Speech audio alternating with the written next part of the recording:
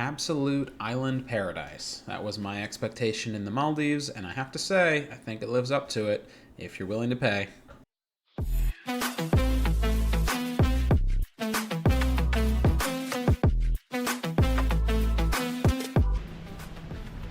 Okay. Success. Yeah. That's what we're going for. Yep. The airport is in Mali, the one city in the islands, and it's fairly busy with a lot of airlines coming in and out. Sections I was in were showing their age, but they're clearly building a large new terminal that I'm sure will be nice once completed. The deal is you enter the country here and then get to whichever resort island you're going to, either by boat, domestic flight, or direct float plane.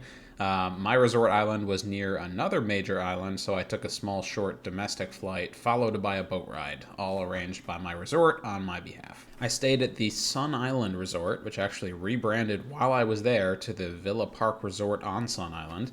I chose this area of the Maldives because of its proximity to the whale sharks and manta rays at this time of year. See my other video for details on those amazing animals. This resort is also quite large and established, offered many different types of activities, and was available on my dates for a relatively reasonable $242 a night. Really not so bad as hotels go, especially considering where this is.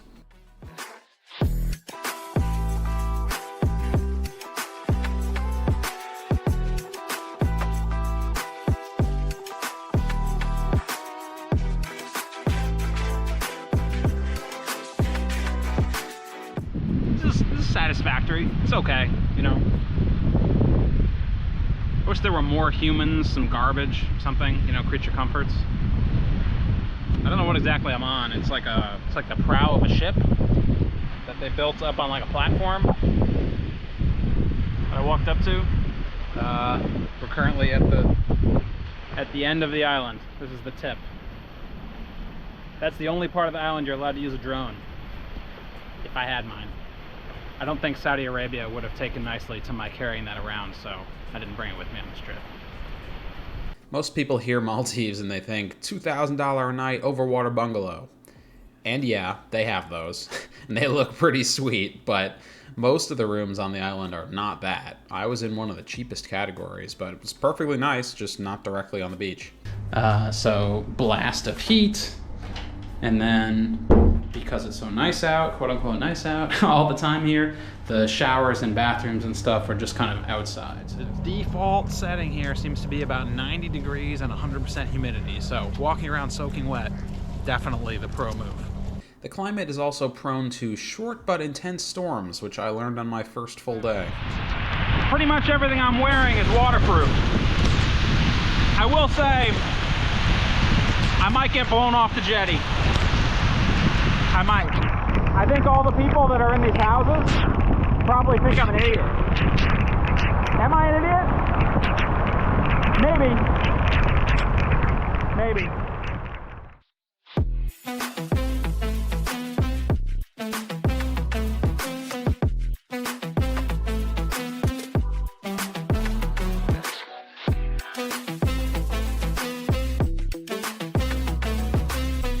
But mostly it was straight up gorgeous. One thing about those resorts, though, you're a bit of a captive audience.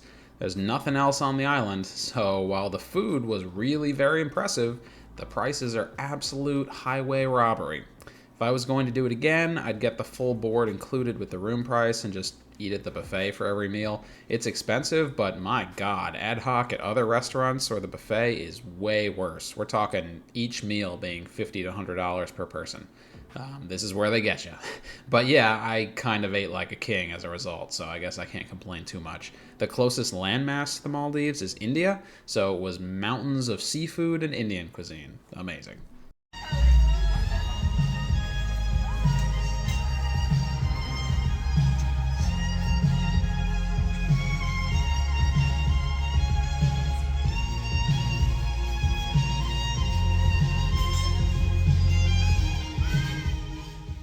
The resort does 2 non-human feedings every day at sunset too, one for rays and one for sharks, just along the beach and under one of the restaurants. The wildlife just swarm at these spots, a literal feeding frenzy, really cool to see.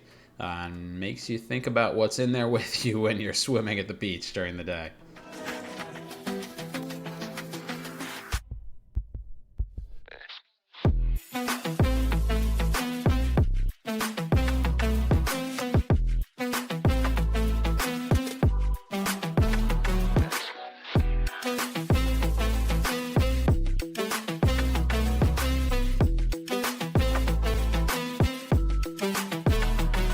While I spent almost all my time out in the ocean, the resort has tons of beach activities too. I partook on my last day after I had found the whale sharks and manta rays I was looking for. Okay, so I'm at the water sports place. They've got all the toys here. So many toys.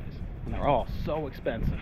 So I have picked one in particular that I've been meaning to try for a while that I think is really a good cap on this vacation. Let's check it out. I look like a dweeb. Like, this docile beach is too dangerous for me. I need a helmet. Now you listen. Hop up in the window. Smaller and smaller you fade out. Hop up in the window. Yeah.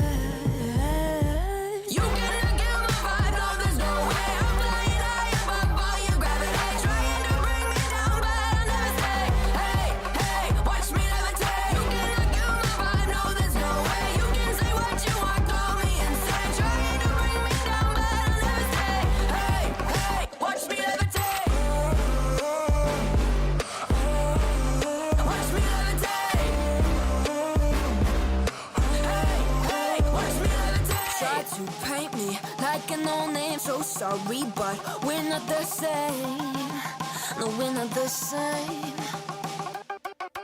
Boo-hoo, poor you, please forgive me, cause I don't feel any pity. I'm fed up with lies, you wanted my demise, now you're watching me rise, rise, rise. Up in the window, smaller and smaller you fade out.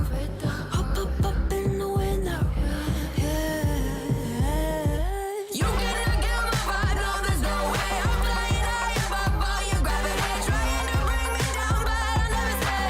Hey, hey, watch me levitate. You cannot get my vibe, no, there's no way. You can say what you want, call me insane, trying to bring me down, but I'll never. I only got about 30 minutes to play here, but I was able to get up pretty quickly. It's about getting balance, and I was pretty happy with myself.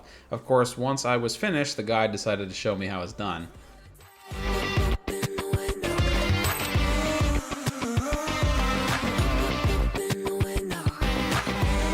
Overall, the Maldives definitely define island paradise for me now.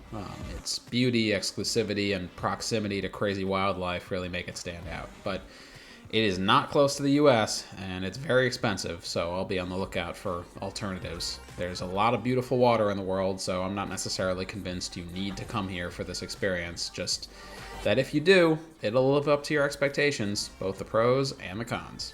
Hey, hey, hey.